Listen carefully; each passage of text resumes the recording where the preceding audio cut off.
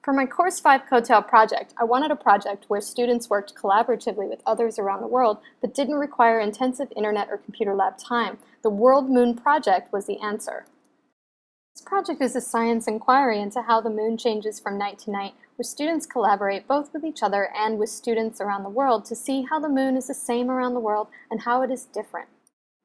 This project hits quite a few net standards, as students have to communicate effectively using digital technology and collaborate with students around the globe to understand similarities and differences. Students will also use online simulations and models to understand the Earth-Moon system and to help them figure out why some aspects of the moon are the same around the world and some are different. All of this helps me meet my content standards in my unit on space, which include the Earth-Moon system.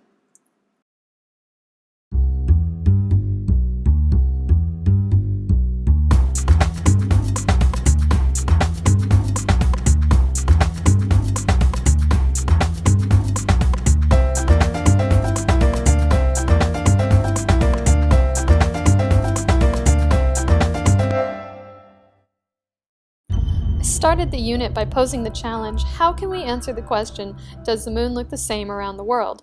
Most of my students feel that all questions can be answered with a Google search, and I wanted them to realize that all information starts with observation and analysis, and that to collect this particular data, we would need the help of others around the world.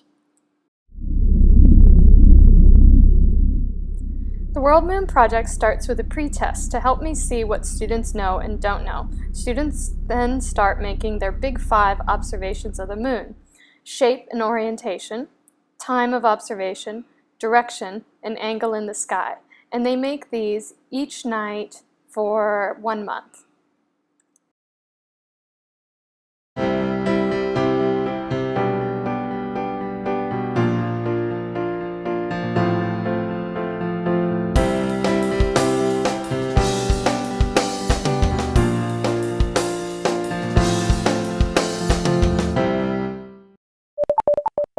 After 1 month of observations, it was time to share what we'd seen with the other students in the project.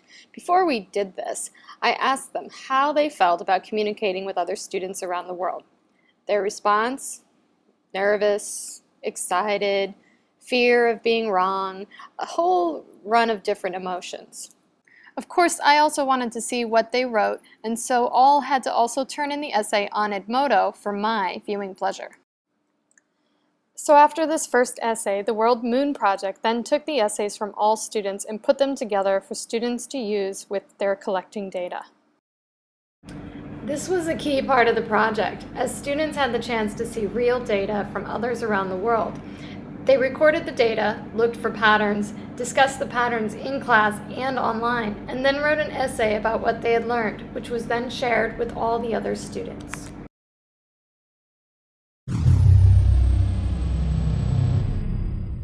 While students learned quite a bit about the moon from their observations, it wasn't enough. So I used the PLN on Edmodo to find out what online resources were recommended for teaching about the moon, offering some suggestions myself. And with that, I created an EdCanvas to share those resources with my students and flip their learning.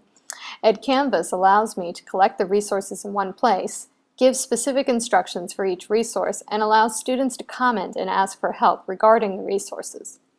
It was interesting to watch them use the models and simulations, and this is a skill they need much more practice with, as they have little patience for instructions and sometimes just say, "I don't understand," rather than trying to figure it out.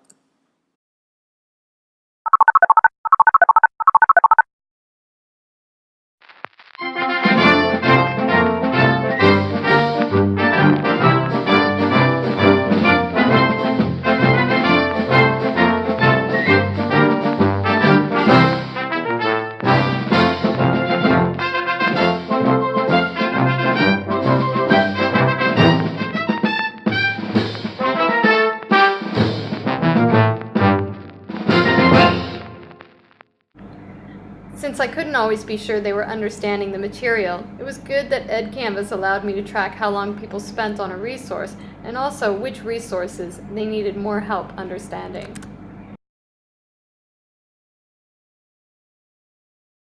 What do you think would be more helpful? Using EdCanvas first and then coming in to talk about it in class, or to talk about it in class first and then go use EdCanvas? What do you think would be better? Yes? First use Canvas and then talk about it in class. Okay, and why do you say that? Because like in Canvas, like we learn a lot. Like if we already know it and then we go watch it, it won't be useful. All right. What do you think you've learned from our overseas friends? Well, if it's like so far, if it's I see differences between the nearest to the north and the farthest to the north. It's like they have different shapes, like from Louisiana to New Hampshire. They have different shapes. Juan? Okay, so is it challenging for you to get all this information from other students and now you're reading it and you feel like you can't trust it? Is that a little bit frustrating? How do you think they felt when they read your essay? Do you think they thought they could trust you? Yeah. Oh, some of you look a little bit guilty. After looking at all of the moon data, both with our own class and other students, one thing that became clear was that even if students are in the same location, they can't seem to agree on what they saw. There was a lot to be learned about making observations properly and how to deal with unreliable data. So somebody in Massachusetts said they saw a half moon. What about you guys with your Massachusetts data? Did other people see a half moon or was it a crescent? It was a crescent.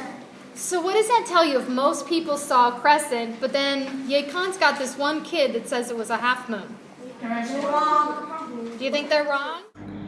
In this project, students had to learn to work with data that was unclear at times and developed an understanding that students around the world can make mistakes just like they can. If we had to do it again, I would probably want to track the data in a Google spreadsheet so that the patterns for each location are more easily spotted and they would learn about the importance of a larger sample size. I found the World Moon Project to be a valuable experience for my students, as they had the chance to be a part of a larger research community and see the importance of how we collect data. That said, I chafed at times with working within the setup of the organization, as I had several issues along the way and would have liked to have had more communication between all the students. In fact, I wonder if I could make it happen less formally through communications with my Edmodo PLN. Just a thought for the future.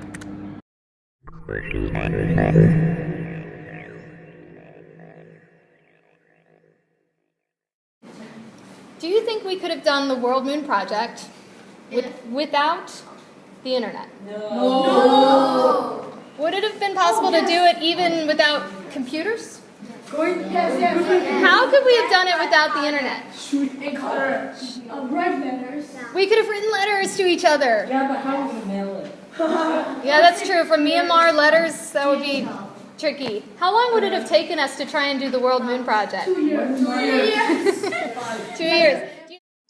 Thanks to this program, I've learned many new things. Awareness of the digital footprints that we leave in cyberspace, the existence and benefits of Creative Commons, new approaches to Bloom's Taxonomy 2.0, the gulf between the digital natives and digital immigrants and how to bridge it, SAMR, which guides our use of technology in the classroom, visual literacy and Presentation Zen, and of course, personal learning networks.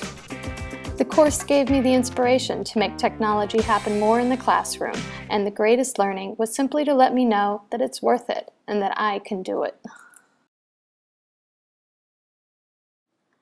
My biggest challenge moving onwards is keeping up with the changing digital world.